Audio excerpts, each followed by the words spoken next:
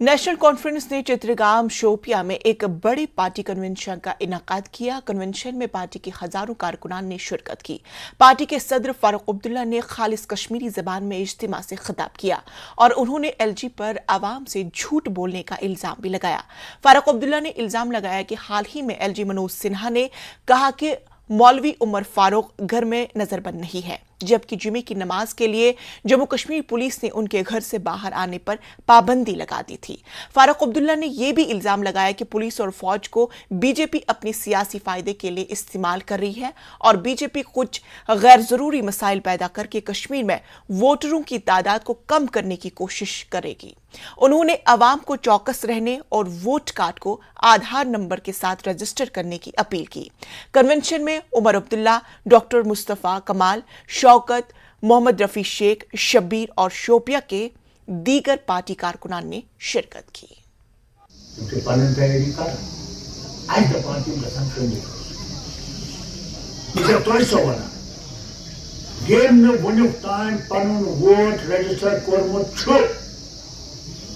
सारे खुद बड़ काम आज पनुन वोट रजिस्टर कर नाव सही आधार कार्ड पर सुई नाव न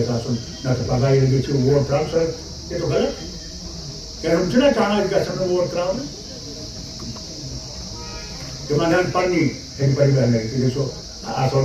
करके जवान जन पठन सर हुकूमत ये सोरे ठीक तुम करिए परवाह में अगस्त आज भी मेहरबान तेमन ओतरे दुपन मौलवी उमर फारूक तो आगा जल्दी खीर सूर्य आज थमत पुलिस तो सिर्फ रोज यानी जुमा रोज नमाज पढ़ने द्राव सिर्फ पुलिस वाले नमाज तैनात करके नहीं है बाकी गरी एक आप जेल की पास करेंगे